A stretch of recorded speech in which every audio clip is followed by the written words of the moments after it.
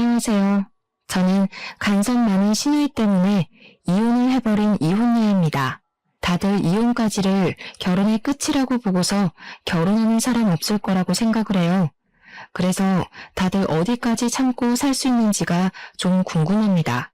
저도 남들이 참는 만큼 저도 버티고 살아야 하는 건지, 남들은 어떤 이유로 지옥 같은 결혼 생활을 견디면서 살고 있는지도 궁금해요.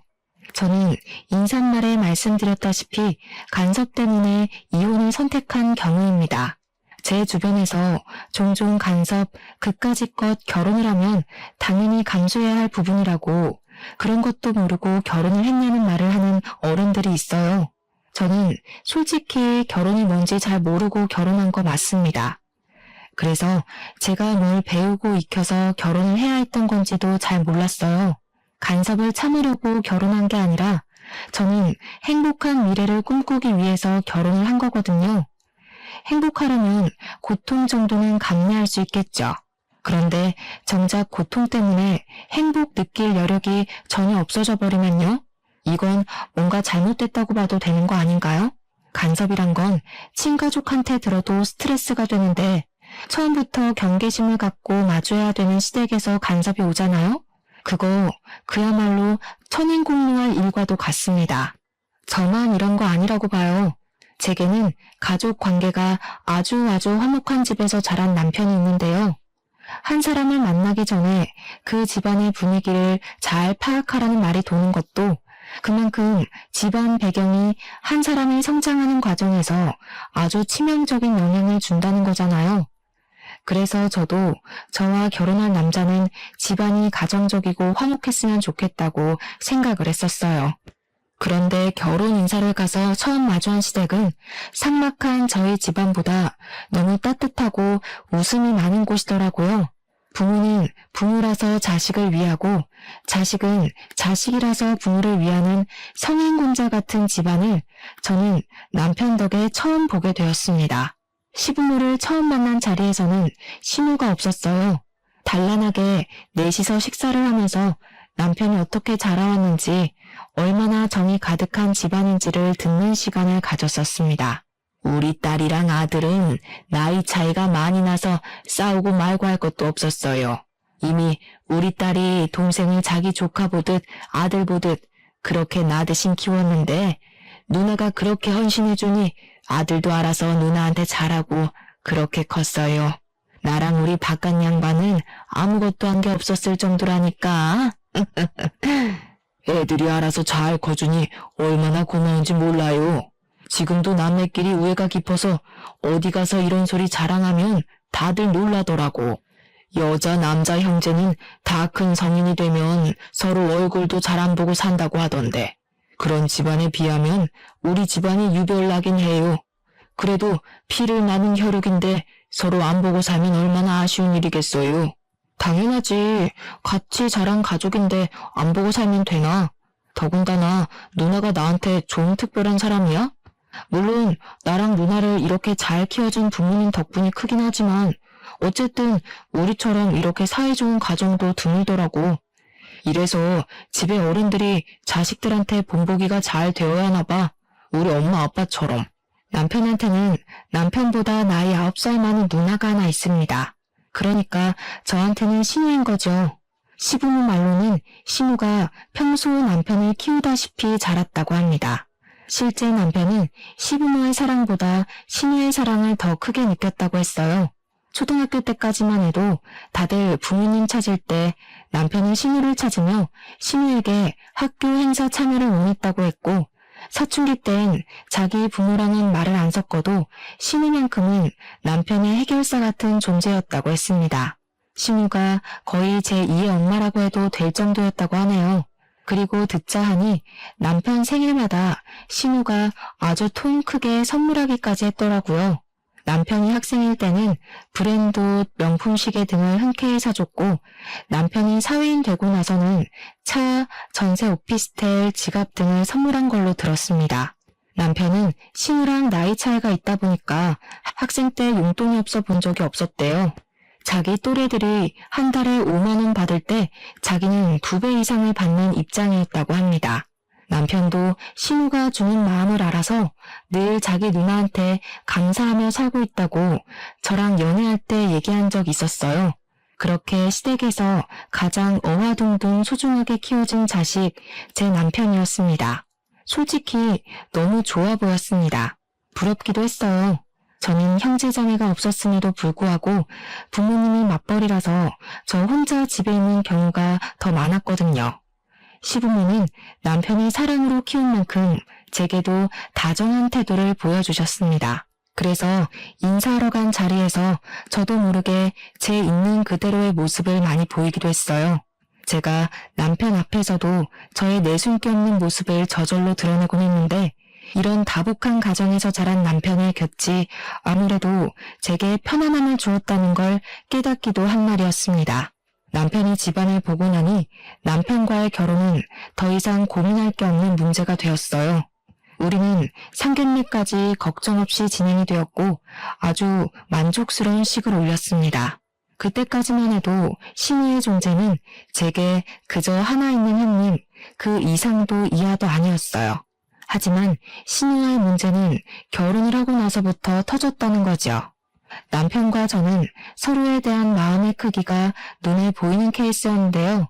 초반에는 남편이 저를 좀 더 많이 좋아하는 게 티가 났었습니다. 저희가 결혼을 허락받을 때만 해도 시부모는 자기 아들이 좋다고 하는 사람에게 장가를 보낼 생각이었다고 저를 좋아해 주셨고 신우는 얼굴을 잘 못 본 것도 있었지만 당시 크게 두드러지는 반응은 없었습니다. 이제 와서 다시 생각해보면 신우가 무반응이었던 이유는 자기 동생과 갈등을 만들고 싶지 않아서 자기 동생의 뜻을 거스르지 못했던 것 같네요. 어쨌든 남편은 제게 푹 빠진 후로 점차 시댁을 소홀히 하기 시작했었어요. 그건 결혼을 하고 신혼 때에 좀 심했습니다. 아무리 개성시대가 되었다고 하지만 그래도 시댁 사람들 생일은 챙겨야 하잖아요. 그런데 남편은 저랑 놀러갈 생각만 하면서 대책 없이 자꾸 비행기 티켓을 끊었어요. 시부모는 그저 남편이 원 없이 하는 대로 내버려두는 타입이었던지라 자기들 신경 쓰지 말고 우리 부부끼리 잘만 살아달라는 입장이셨어요. 그러나 신우는 달랐죠. 당시에는 신우와 시부모는 확연히 다른 존재라는 걸 눈치 못 챘던 게 제가 한 수 부족했던 면이 아니었나 후회가 됩니다. 어쨌든 한 번은 신우 생일이 다가온 시점이었는데 남편이 뜬금없이 일본 여행 가려고 표를 끊었다길래 당황했었거든요. 제가 신우 생일을 언급하니까 아예 신우 생일을 망각하기까지 했더라니까요. 그러면서 하는 소리는 제가 들어도 좀 서운한 말이었습니다. 뭘 누나까지 챙겨. 내가 알아서 돈 붙여주면 돼. 누나 원래 낯간지럽게 기념일 챙기는 거 안 좋아하거든. 내 돈 지금 자기한테 쓰는 걸로도 모자라. 배우자 생겼는데 다 큰 누나 챙길 여력이 어딨겠냐? 나 이미 누나한테 생일 선물 안 준 지 오래됐는데. 남편은 신혼 때뿐만 아니라 저를 알게 된 후부터 점차 신우의 관심에 대응을 소홀히 하고 있었더라고요. 이건 저도 그날 물어 처음 알게 된 사실이었습니다.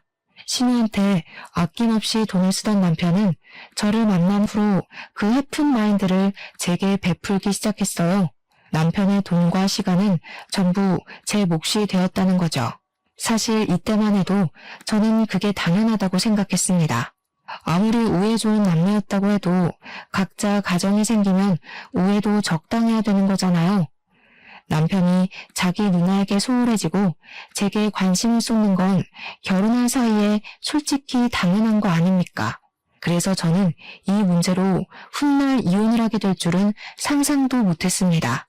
신우 때문에 제가 한 여자에게서 남편을 뺏은 상간녀 같다는 생각을 처음 해봤어요. 신우는 시댁에서 같이 지내고 있는 처지였는데요. 갈 때마다 마주치는 건 아니었어도 한 번씩은 봤었단 말이죠. 그런데 몇 안 되는 만남마다 제 기분이 이상하리만치 찝찝해졌어요. 올케는 혹시 술 좋아하는 편인가? 좀 활동적이야? 평소 기가 센 편은 아니지? 연애하면서 내 동생이랑 몇 번이나 싸워봤어? 제게 뭐 적대적으로 묻는 건 아니었고요. 그냥 순수한 말투로 좀 솔직하게 궁금해했던 걸로 기억이 나요. 신우의 직설적인 질문이 좀 얼떨떨하긴 했지만 대답 못할 것도 없어서 저 또한 솔직하게 말을 했죠. 술 원래 안 좋아하고 집에서 노는 걸 즐기고 기세다는 말은 살면서 한 번도 못 들어봤고 남편이랑은 다툰 적이 없다고요. 그랬더니 신우가 방긋 웃으면서 제게 착하다고 말했었습니다. 저도 나이가 30대였는데 누가 머리를 쓰다듬으니까 기분이 오묘하더라고요. 다 늙은 나이에 이게 칭찬받을 일인지도 모르겠고 오히려 뭔가 검사받은 느낌이 들어 좀 별로였어요. 하지만 그 정도까지만 제 신경을 조금씩 긁었지 더 과감하게 선을 넘는 짓은 안 하더군요. 시댁에서 마주칠 때마다 남편과의 관계를 묻길래 솔직히 선을 넘어도 진작 넘겠구나 예측했었거든요. 어쨌든 그 뒤로 신우는 제게 착하다는 말을 입에 달고 살았습니다. 처음에는 저를 좋게 봐주시는구나 싶어서 그런 가벼운 칭찬도 감사하기만 했는데 반복적으로 듣다 보니까 이게 칭찬보다는 세뇌 비슷하게 들리더라고요. 역시나 다 이유 있었던 거였어요. 사람이 이렇게 교활한 짓을 할 수도 있다는 걸 저는 전혀 생각도 않고 있었습니다. 당장 생각나는 사건의 시작을 떠올려 보니 제가 모처럼 출근을 안 하고 쉬고 있는 날이 기억나네요. 그날은 아침부터 갑자기 신우가 들이닥쳤는데요. 제가 그때 아직 자고 있던 중이었습니다. 남편도 제가 쉬는 날인 걸 알고 있었고 쉬는 날에는 제가 늦잠 자는 걸 좋아한다는 것도 알고 있었어요. 그런데 여행 가는 경우 아니면 쉬는 날엔 제게 일찍 전화하지도 않던 남편이 갑자기 저를 깨우더라고요. 그러면서 하는 말은 신우가 찾아왔으니까 인사를 하라는 말이었습니다. 뭔 신우? 당시 제가 잠결에 들은 말이라 그저 꿈을 꾸는 줄만 알았어요. 하지만 신우가 곧 찬바람을 묻히고 온 옷차림 그대로 우리 안방까지 들이닥쳐서는 커튼을 치는 바람에 제가 눈살을 찌푸리며 일어나게 되었어요. 옳게 해가 중천에 떴어. 애도 아니고 아직까지 뒹굴고 있으면 어떡해? 새댁이 됐으면 새댁답게 쉬는 날 남편 밥도 일찍 챙겨주고 집안 정리도 좀 하고 그래야지. 신혼살림 시작한 지가 언젠데 아직까지 거실이 엉망이더라. 짐 정리 안 했어? 아직 시간 8시 정도밖에 안 되었을 시간이었습니다.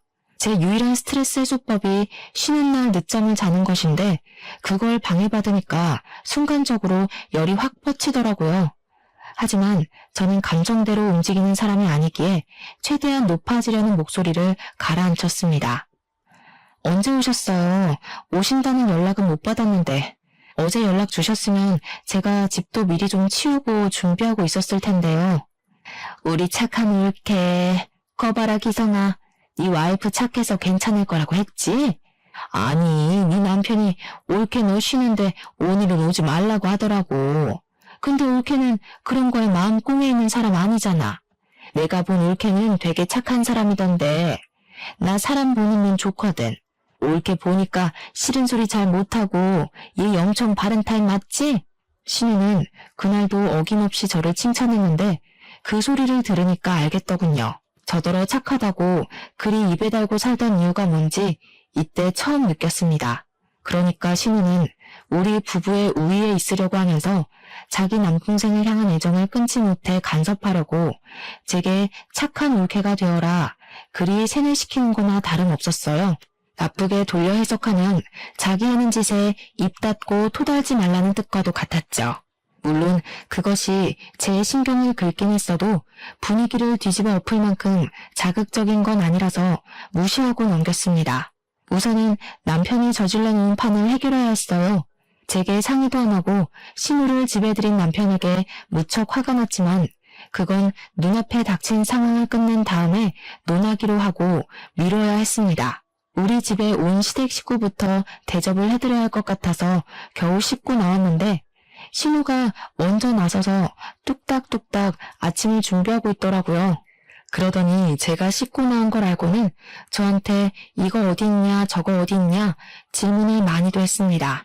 조금만 찾아보면 어렵지 않은 곳에 다 있는데도 신우는 눈앞에 가위마저 어딨냐고 제게 꼬치꼬치 말을 걸었어요. 아유 안 되겠다. 내 집 아니라서 뭘 못하겠네. 집주인이 아침 준비 좀 해야겠어. 괜히 살림 주인 대신 나섰다가 올케한테 미움받으면 안 되니까. 나는 저기 물러나 있을게. 참, 내가 꽃게 사왔거든? 기성이가 꽃게탕 좋아하잖아. 이참에 올케 요리 실력도 좀 볼까? 아, 농담이니까 긴장하지는 말고. 그러면서 신우는 남편 있는 거실로 조르륵 나가서는 남편 머리에 지어진 까치집을 귀여워하고 있었습니다. 사이 좋은 남매 참 많이 부러워했었는데 저건 부러운 걸 별개로 재수가 없더라고요. 게다가 제가 꽃게를 씻는 동안 신우 혼자서 뭘 뚝딱뚝딱 거리고 있길래 기초공사라도 만들어 놓은 줄 알았더니 정작 손질된 건 아무것도 없었어요. 황당해서 남편이랑 신우 있는 곳을 몇 번이나 돌아봤더니 남편이 앉아서 제 눈치를 좀 보더라고요. 남편은 저를 하도 많이 관찰한 사람이었던지라 제 눈썹이 올라가기만 해도 제가 무슨 기분을 느끼고 있는지 다 아는 사람입니다. 아니나 다를까 제가 지금 굉장히 불쾌한 상태라는 걸 남편이 눈치챈 것 같더라고요. 저한테 오려는 남편이 엉덩이를 떼는 걸 봤는데 신우가 갑자기 남편한테 용돈을 주는 바람에 다시 엉덩이를 붙여 앉게 되었습니다. 신우는 남편에게 30만 원 가량을 주면서 올케랑 옷 한 벌 해입으라고 선심을 보이고 있었어요. 솔직히 이제 와서 하는 말이지만 30만 원으로 성인 남녀 옷 한 벌씩 사입으라는 거 저만 웃긴가요? 굉장히 대단한 용돈을 주는 것처럼 당당하게 봉투를 건네길래 저는 우리끼리 브랜드 점퍼나 하나씩 사입으라고 돈 좀 꽤나 주는 줄 알았습니다. 30만 원이면 그냥 보세옷 사라는 거예요. 차라리 그 돈으로 맛있는 거 사 먹으라고 했다면 그 30만 원의 가치가 좀 더 높게 보였을지 모르겠네요. 어쨌든 신우는 올 때마다 남편한테 소액의 돈을 찔끔찔끔 챙겨주었는데요. 아마 그걸 빌미로 더 자기 마음대로 하려는 낌새가 좀 보였어요. 자기가 돈을 주는 물주이니까 알아서 굽신거리라든지 자기가 우리 부부에게 투자를 해주고 있으니 참견할 만한 자격이 있다는 식이던지 말입니다. 그리고 신우는 돈을 줄 때 항상 제가 듣는 곳에서 말은 올케랑 같이 써 했지만 정작 뒤이어 붙이는 말들을 들으면 결국 그 돈은 전부 자기 동생한테 바치는 뇌물 같은 거였어요. 너 지난번에 차 수리해야 된다고 하지 않았어? 차 유지비가 돈 많이 들잖아. 거기 보탰어. 아니면 이번에 남자 신발 좋은 거 많이 나왔더라. 이참에 하나 사던지. 이런 식으로 남편 혼자서만 돈을 쓰도록 그 목적을 만들어주면서 용돈을 건넸습니다. 저야 뭐 더럽고 치사해서 그 돈이 욕심났던 적은 딱히 없었는데 신우의 은근한 여우짓이 눈앞에 보이니까 이게 스트레스가 되더라고요. 그 뒤로도 신우는 계속 우리 집을 출석하듯 찾아왔습니다. 남편은 처음엔 제 눈치를 보다가도 나중에는 당연하다는 듯 신우를 받아들였어요. 어떤 날에는 제가 집에 없는데도 남편이랑 신우 둘이서 우리 신혼집을 떡하니 차지해 영화를 보고 있는 게 아니겠어요? 그건 좀 아닌 것 같아서 신우가 집으로 돌아가고 남편한테 신우 문제에 대해서 얘기를 꺼낸 적 있었는데요. 솔직히 형님, 지금 선 넘고 있는 거야. 여보 잘 좀 생각해. 여기 당신 가족집 아니고 나랑 둘이 사는 신혼집이야. 내가 없는데 둘이 들어앉아서 시시덕거리고 있는 게 말이 돼? 야, 말이 좀 서운하다. 이 집 우리 누나가 해준 거 잊었어? 그리고 누나가 우리 같이 좋은 거 먹으러 가라고 또 용돈 주고 갔어. 요즘처럼 개인주의 세상에 이만큼이나 옳게 챙기는 신우이가 어딨냐? 배가 불러도 단단히 불렀구먼. 너 진짜 복 받은 줄 알아야 돼. 내 친구 어떻게 사는지 보여줘? 남편이 지금 돌아가는 상황에 대해서 몰라도 너무 모르고 있는 게 눈에 보이더군요. 신우가 제게 미치는 정신적 요인은 전혀 눈치채질 못했고 그저 돈을 주는데 뭐가 문제냐는 식으로 눈만 씀뻑거릴 뿐이었습니다. 저더러 삐뚤게 생각하지 말라고 설득까지 하더라니까요. 물론 저희 신혼집 신우가 해준 거 맞습니다. 그런데 신혼집도 신혼집 나름 아닌가요? 다 썩어가는 빌라 하나를 매매도 아니고 전세로 덜컥 해준 거예요. 고작 이 정도로 콧대를 엄청 세우는데 제가 이걸 고마워해야 되는 건지도 솔직히 모르겠더라고요. 이렇게 선물 받았다 말하기 민망한 빌라일 줄 알았으면 신우가 집 해준다고 집은 신경 쓰지 말라던 남편을 멱살 잡고서라도 말렸을 겁니다. 그리고 남편이 말하는 용돈 말인데요. 물론 신우가 30만 원씩 남편에게 용돈을 주는 것 자체만으로는 문제될 게 없죠. 그런데 그걸 빌미로 판 벌리고 간섭하는 영역이 너무 크다는 게 스트레스인 겁니다.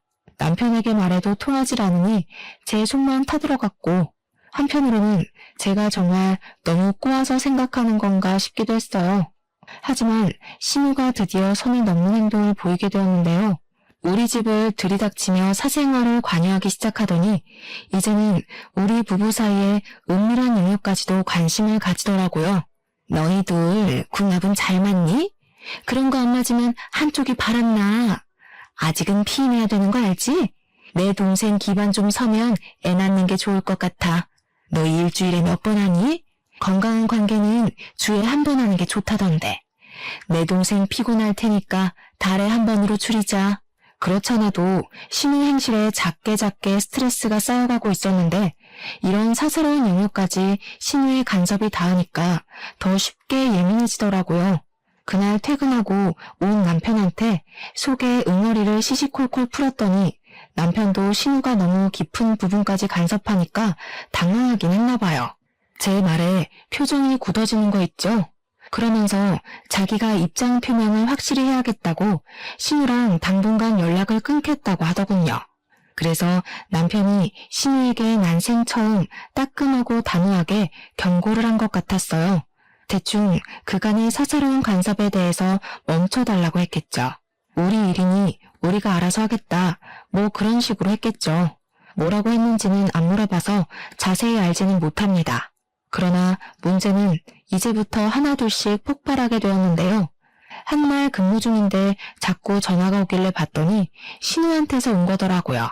받을 수는 있었지만 잔소리할 게 뻔했기에 일부러 안 받았거든요. 그러니 전화가 수도 없이 울리더라고요. 집요함이 아주 독했습니다.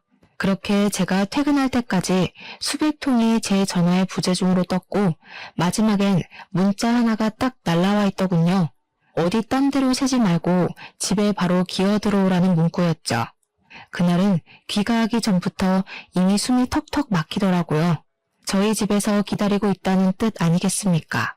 각오하고 집에 갔더니 남편은 없고 신우 혼자 집안에 들어차 있더라고요. 제가 가방을 내려놓으면서 인사를 하자마자 신우가 저한테 성큼 다가와서는 썩은 미소를 보였습니다. 착하다 해줬더니 순여시가 따로 없었네. 너 때문에 나랑 내 동생 사이 틀어졌거든? 대체 내 동생한테 뭐라고 짓거렸냐? 용돈 주고 집안 살림 챙겨주고 끼니 신경 써주고 내가 그것밖엔 더 했어? 올케는 이런 호의를 무례라고 보는 이상한 정신을 갖고 있나 봐? 저 착한 적 없는데요. 형님이 착하다 그렇게 착각하신 거겠죠. 남편도 형님이 사사건건 간섭하는 거 불쾌하던데 모르셨나 봐요? 형님이 별 사생활까지 다 간섭질한다면서 징그럽답니다. 대체 얼마나 길을 늘려놨으면 남편이 이런 사사로운 감정까지도 말 못했을까요? 진짜 남일 맞아요? 상하관계 아니고 남의 집에 혼자 들어앉아 있는 것도 화가 났던지라 저는 더 필터링 없이 말을 깠습니다. 그러니까 신우가 부들부들 떨더니 이 악물고서 제 기싸대기를 날리더라고요. 꼴에 나이 먹고 힘만큼은 제대로 길러놨나 봐요. 제가 바로 중심 잃고 넘어져 버렸잖아요. 내 동생한테 어울리지도 않는 년을 군말 없이 내버려뒀더니 뭐라고? 네가 우리 남매 사이를 얼마나 한다고 지적질이야? 이 잡년아. 기가 차서 말도 안 나온다. 너 내 동생이랑 갈라설 준비해라. 그러고 신우는 제 대꾸를 들을 생각도 없이 집을 쌩 나가버리더군요. 그럼 저는 신우에게 못 푼 화를 그날 퇴근하고 온 남편을 붙잡아 또 불같이 따졌습니다.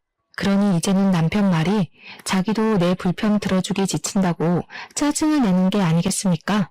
솔직히 나는 누나랑 문제없이 잘만 지냈잖아. 그럼 네가 이상한 거 아니야? 누나가 뭐 틀린 말 했어? 용돈 준 거 맞고 우리 맞벌이 하니까 끼니 신경 써주는 것도 고마운 거고 살림살이 신경 써야 될 마누라가 바깥을 놔두니까 누나가 대신해서 관리해주겠다는데 뭐가 그렇게 불만이야? 오히려 네가 누나한테 고맙다고 돈을 줘도 시원찮을 판이거든. 등신 같은 놈. 지 누나 치마 폭에 가려서 앞 못 보는 줄도 모르네. 다 큰 새끼가 누나한테 우쭈쭈 받는 걸 사이 좋은 거라고 생각하고. 진짜 우습다. 형제 자매 없는 게 이렇게 서러운 적은 또 처음이야. 있었다면 네가 이 잡치는 내 기분을 개미 똥만큼이라도 느껴봤겠지? 집안 화목한 거랑 애정 과잉은 다른 건데. 내가 널 잘못 봐도 한참을 잘못 봤다. 말 다 했냐? 누나가 너랑 갈라서라는 거 겨우 비니 맞춰서 달래놨더니 말 그딴 식으로밖에 못해? 내가 평소에도 너 때문에 누나 앞에서 얼마나 곤란한지 알아? 나한테 누나는 부모님이나 다름없는 존재라고 했잖아. 부모랑 다름없는 거지. 그게 진짜 부모님이냐? 그리고 비위를 왜 맞춰? 누가 맞추래? 누나 부하이면 부하답게 누나가 시키는 대로 해. 네 누나가 너랑 나 갈라놓고 싶다잖냐. 난 더 이상 그 여자한테 놀아나기 싫으니까 너 혼자 평생 누나 손바닥 위에서 주물럭거려줘라. 그러면서 제가 먼저 이혼 제안을 했더니 버럭하던 남편이 순간 흠칫하더군요. 남편은 제가 먼저 이혼을 요구할 거란 생각을 안 했던 것 같았어요. 그러거나 말거나 저는 그대로 돌아섰고 남편이랑 저녁도 먹지 않았습니다. 그날 우리는 각방을 쓴 뒤 다음날 이혼 서류를 준비하려고 했어요. 그런데 참 고맙게도 신우가 아침 일찍 출석해서 우리 집 초인종을 눌러주더라고요. 원래는 신우가 우리 집 비번도 알고 있는 것 같았는데 제가 새벽에 몰래 번호를 바꿔놨거든요. 남편이 우리 이혼하는 거 신우한테 말했을 거고 그러면 이렇게 무작정 찾아올 것 같았으니까요. 이혼할 마당에 더 이상 제게 형님 되는 사람도 아니고 달가운 손님도 아니라서 저는 초인종 소리를 못 들은 척 출근 준비만 했는데요. 그러니 남편이 양치를 하다가 후다닥 나가서 문을 열어주더라고요. 어머머, 집에 사람이 없니? 왜 씻다 말고 나와서 문을 열어? 집에 개념 없는 여자가 살고 있으니까 이렇게 남자가 고생을 한다. 우리 기성이 바쁜데 여자까지 잘못 만나서 이게 뭔 고생이야? 불쌍한 내 새끼. 남자가 대문 열면 안 되는 법이 신우만의 법전에는 있나 봅니다. 어쨌든 신우가 아침 대바람부터 찾아온 이유는 역시 저희 이혼 때문이었어요. 고맙게도 직접 이혼 서류를 챙겨왔더라고요.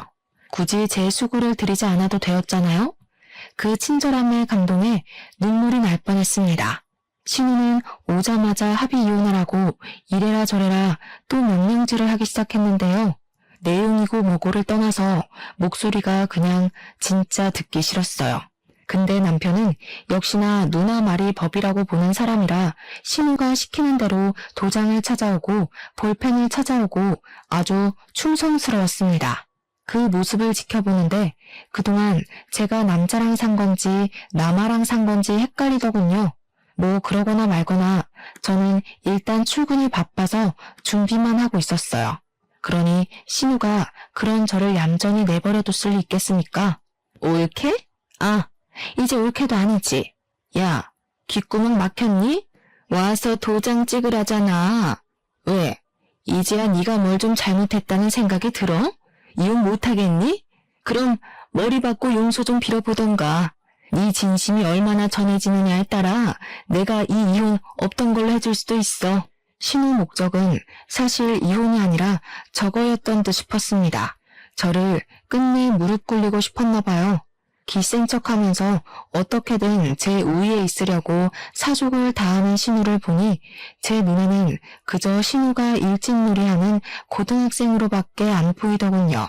그래서 저도 신우가 좋아하는 찰떡선이 없는 화법으로 대답을 해주며 신발을 신었습니다. 네, 제 귓구멍이 꽉 막혀서 뭐라고 씨부리는지 모르겠네요. 이제 내 신우도 아니고 그냥 할 일 없는 아줌마 같은데 내가 왜 아줌마 말을 들어야 되죠? 퇴근하고 나서 도장 찍을 테니까 그만 깝죽거리고 거기 두고 가세요. 그러고는 그대로 나와버렸더니 문 밖으로 신우가 비명을 지르는 게 들렸습니다. 악에 받쳐서 소리를 지르던데 목청 한번 좋더라고요. 또 하나는 남편의 다급한 목소리까지 겹쳐 들렸는데 대충 엿들어보니까 신우가 시키는 대로 하면 제가 꼬리 내리고 얌전히 고개를 숙일 줄 알았던 것 같았어요. 아, 뭐야. 와이프가 꼼짝도 안 하잖아. 누나가 이렇게 하면 다 된다며. 나 이혼까지 하기 싫단 말이야.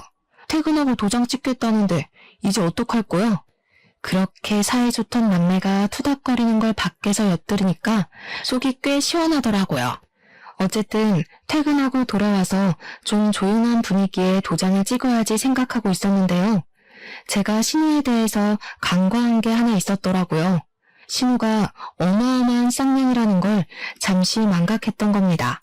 퇴근하고 집에 들어갔더니 신우가 출근 전에 봤던 그 몰골 그대로 집에도 안 가고 기다리고 있는 거 아니겠습니까? 근데 황당한 건 제 짐을 전부 신발장으로 다 내던져 놨더라고요. 옷은 여기저기 짓밟혀서 더러워진 상태였고 화장품도 반 이상은 깨져 있었습니다. 신우는 제가 그 꼴을 보고 단단히 충격을 먹었을 거라고 생각했나 봐요. 저를 업신여기며 제 반응을 지켜보는 표정이 딱 그렇게 설명을 해주더라고요. 그 옆에서 남편은 그저 저를 흘겨보고 있었는데 그게 저한테 초조하거나 미안하다는 얼굴은 절대 아니었어요. 약간 꼴 좋다? 그럴 줄 알았다? 그런 느낌으로 저를 가소롭게 보고 있었습니다. 일단은 끝까지 자기 누나를 믿고 신우가 시키는 대로 할 생각인가 봅니다. 야, 이 집 내가 해준 거 알지? 너한텐 딱히 아쉬울 거 없을 거야. 이번 기회에 사람이 주제를 모르면 어떻게 되는지 느꼈길 바래. 그 쓰레기 들고 당장 내 집에서 꺼져. 그래요.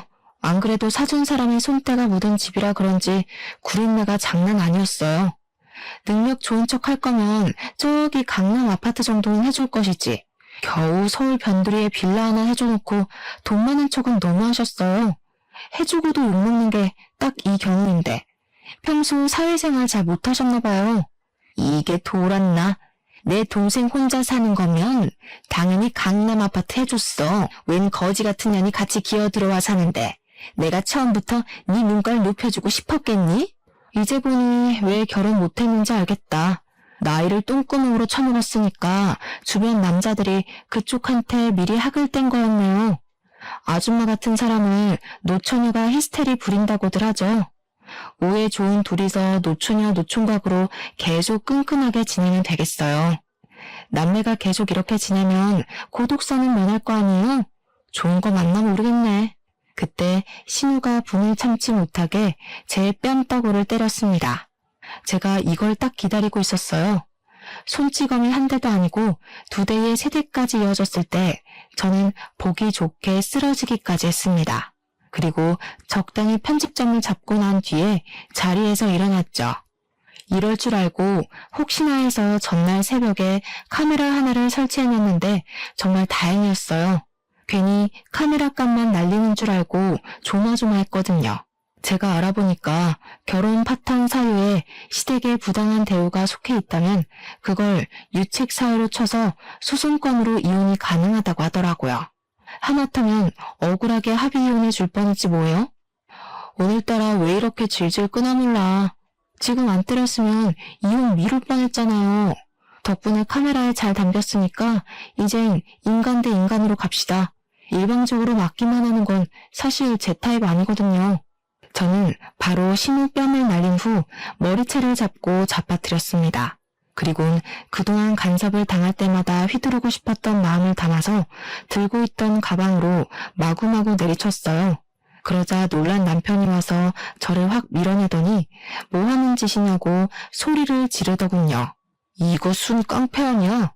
야, 그래, 이혼하자 해. 내가 여자랑 살길 바랬지 어디 깡패냥 끼고 한 이불이나 덮을 수 있겠어? 진짜 소름 끼친다. 사람이 어떻게 적당선을 모르고 그렇게 깝죽거리냐? 야, 너 처가에서 그딴 식으로 배웠냐? 제 발로 제 앞에 찾아와준 남편을 보니 그 면상이 그날따라 더 못나 보이는 거 아니겠습니까? 꼴도 보기 싫어서 가방으로 얼굴을 날려버렸습니다. 우리 부모님이 너무 잘 가르친 거지. 대화로 안 통하는 새끼들은 이렇게 사랑의 매로 다뤄줘야 생각이란 걸 한다더라고. 너희들은 부모한테서 얼마나 좋은 양식을 얻어먹었길래 둘이 쌍으로 답이 없냐? 누가 남이 아니랄까봐 거지 같은 것도 매한가지다 참. 남편이 자기 맞은 게 억울한지 저한테 손을 올리려고 하던데 이미 그럴 거라 예상은 했거든요. 그래서 제가 먼저 들고 있던 가방으로 그 얼굴을 한 번 더 밀어버렸죠. 합의 같은 건 꿈도 꾸지 마. 나 정신적 손해배상까지 청구할 거야. 이 거지 같은 빌라도 위자료로 다 뱉어내야 될걸? 아줌마, 그렇게 돈으로 동생 조종 잘하더니 어디까지 동생 뒤 봐줄 수 있을지 한번 보여줘 봐요. 전세 빌라밖에 못해주는 졸부 재력 최대한 짜내봐야 될 거예요. 그렇게 저는 신혼집 같지도 않던 그 썩은 빌라를 나오게 되었습니다. 이미 쓰레기가 되어버린 제 짐도 그 집에 어울릴 것 같아서 그냥 기부를 하고 나왔어요. 그 집이 방음이 얼마나 안 되면 3층이었는데 제가 1층으로 내려갈 때까지도 신우가 고래고래 비명 지르는 게 다 들리더라고요. 어쨌든 저는 다음날 바로 변호사 만나서 증거될 만한 자료를 모두 제출했습니다. 남편에겐 이혼 소송을 했고 그뿐만 아니라 신우에게도 폭력죄, 협박죄, 정보통신망법 위반 등 제 선에서 할 수 있는 건 전부 다 고소 때렸어요. 시댁의 가장은 신우였는데 남편 차도 할부로 사준 주제에 얼마 안 되는 돈으로 얼마나 자부심을 부릴 수 있을지 좀 궁금하긴 하더라고요. 아니나 다를까 제 궁금증을 친히 풀어주려고 시부모께서 나서주신 거 아니겠습니까? 늘 남편 하고 싶은 대로 하고 살도록 손을 놓고 있었다는데 제가 보기엔 손을 놓았다기보단 전적으로 신우한테 남편 관리를 맡겨놓은 것 같았어요. 저희가 이혼을 한다고 했을 때도 신우만 난리를 부렸지 시부모 쪽에서는 별다른 반응이 없었거든요. 그런데 신우로 해결이 도둑 나버리니까 시부모가 뒤늦게야 나설 모양이더라고요. 제가 결혼 생활 내내 본 적 없던 시부모의 실체를 이혼하고 나서야 알게 된 게 얼마나 다행인지 몰라요. 괜히 그 나물에 그 밥이라는 말이 나오는 게 아닌가 봐요. 신우랑 남편 같은 자식이 만들어지려면 그렇게 자원을 주는 부모가 있어야 가능했을 거잖아요. 어쩜 한부모 자식 하는 짓이 그리도 똑같은 건지. 한날 시부모가 제가 어디 살고 있는지 모르니까 제 근무지를 찾아왔나 보더라고요. 제가 퇴근해서 주차장을 갔을 때 아주 기가 막힌 장면을 봤어요. 다 끝난 줄 알았던 골칫거리가 눈앞에 또 재발하니 겨우 털어낸 스트레스마저 다시 들끓는 느낌이었습니다. 시부모가 용케도 제 차를 찾아내 장난질을 해놨더라고요. 제 하얀색인데 아주 색깔별로 라카치를 예쁘게도 해놨지 뭡니까. 차에 그려진 낙서는 온통 돈에 눈이 멀어서 남편을 벌었네. 예우도 모르는 년, 이혼녀 꼴로 얼마나 잘 먹고 잘 사는지 보자 등등 자기 아들과 갈라선 것에 대한 원망이 한가득 적혀 있었습니다. 그리고 바퀴도 2개나 펑크나 있었고요. 그걸 사진으로 다 찍으면서도 기가 차서 계속 웃음이 나왔어요. 주위에서 사람들이 저를 힐끗거렸었는데 저는 원래 주변 시선에 둔감한 편이라 딱히 쪽팔린 건 없었습니다. 다만 수리비가 꽤 나오겠다는 것과 당장 차를 못 타게 생겼다는 짜증이 확 치밀었죠. 당연히 수리비는 제가 감당할 생각 추호도 없었습니다. 다행히도 시부모가 멍청했기에 일은 쉽게 해결되었어요. 시부모가 며느리 마지막 배웅하는 길에 보너스라도 챙겨주고 싶었나 봐요. 이렇게 깜짝 범죄를 저질러 주시니 말이죠. 블랙박스에 고스란히 찍힌 증거물 때문에 경찰에 신고를 하더라도 경찰이 수고스럽게 범인을 찾을 필요도 없어서 더없이 좋은 선물이었습니다. 그 자리에서 신고는 신고대로 했고 저는 스프레이 냄새 가득 나는 차 안에서 시부모한테 전화를 걸어봤어요. 시부모가 저를 기다렸는지 제 전화를 받자마자 성량을 키우더라고요. 어디서 이런 속물에 찌든 애가 우리 집에 들어와서는 내 아들을 망쳐? 네가 감히 내 자식들한테 손을 댔다면서? 내 새끼들 나도 훈육 한번 해본 적이 없는 귀한 자식이야. 착고락선이 봤지? 당장 고소 취하 안 하면 그게 겨우 시작인 줄 알아야 될 거다. 네, 그러세요. 고소 취하는 안 할 생각이니까 더 해보시라고요. 제 차 생각보다 손 많이 보셨던데 똥 싸지르기만 할 줄 알지 치울 줄 몰라서 어떡해요? 저 방금 재물 손괴죄로 신고하고 연락드리는 거예요. 이미 청구된 돈이 많아서 등골 빠졌을 텐데 제 차까지 해결하려면 당분간은 쌀밥에 간장만 찍어 드셔야겠어요. 뭐야? 우리가 너더러 내 자식들 갖고 놀라고 결혼시킨 줄 알아? 감히 어른까지 협박하고 말이야. 어디 신고해봐라. 우리라고 신고 못할 줄 아냐? 내 새끼들 건드린 죄값은 내가 평생 눈 감을 때까지 쫓아다니면서 치르게 할 거야. 그렇게 아끼는 자식들인데 발목을 더 붙잡으시면 어떡해요. 그러니까 생각을 하시고 일을 저질렀어야죠. 다 늙어서 유치하게 낙서가 뭡니까 낙서가. 제가 경찰한테 친히 그쪽 집 주소 알려줘서 곧 찾아갈 거예요. 옷 따뜻하게 입으시고 자식들 손잡고서 경찰 선생님들 따라가세요. 화목한 가정에서 다 같이 건강하게 자란 식구들인 줄 알았는데 이렇게 부작용이 있을 수도 있다는 건 정말 몰랐습니다. 결혼하기 전에 시댁 방문을 많이 해봤더라면 제가 결혼이란 실수를 안 저질렀겠죠? 시부모가 자식을 너무 과잉 사랑하는 게 문제이긴 했지만 한편으로는 그게 장점이기도 했었는데요. 시부모가 자식의 뜻을 너무 존중해주는 덕에 저희 결혼 생활에 관심을 놓고 있었잖아요. 신우한테 자신들의 권한을 다 위임해서 보고받고 있었는지는 모르겠다만 신우 한 사람이랑만 신랑이를 벌였던 건 불행 중 다행인 점이 아닌가 뒤늦게 그런 생각이 들었어요. 아무튼 저는 그 일이 있고 9개월이 지난 현재 일상생활을 완벽히 복구하였습니다. 제 인생에 결혼이 있긴 있었나 싶을 만큼 싱글의 삶을 너무 만족스럽게 살고 있어요. 결혼도 한 번 갔다 오니까 두 번까지는 환상이 안 생기더라고요. 이혼이란 아픔이 제가 살아가는 길에 긍정적인 걸음이 되었다고 생각하면 그게 그리 막 아픈 것도 아니었고요. 오히려 제 삶에 더 집중할 수 있는 계기가 되지 않았나 싶어요. 저도 저지만 이번 기회에 저 애정과다 집안에서 색다르게 깨우치는 게 있었길 바라네요. 아마 자기네들이 뭘 잘못했는지도 모르고 있을 가능성이 크지만 말이에요. 사연은 여기까지가 끝인데 다들 제 이야기를 어떻게 받아들이셨는지 모르겠어요. 저는 그래도 금똥 정도는 밟았다고 생각하고 있습니다. 똥은 똥이지만 덕분에 내 손에 들어온 숫자가 많아졌으니 금똥이라고 보려고요. 누가 뭐라 해도 제가 괜찮으면 다 되는 거 아니겠어요? 그만 글을 마무리해야겠네요. 긴 글이었는데 들어주셔서 너무 감사드려요. 다음에 기회 되면 또 한 번 찾아오겠습니다. 건강하세요.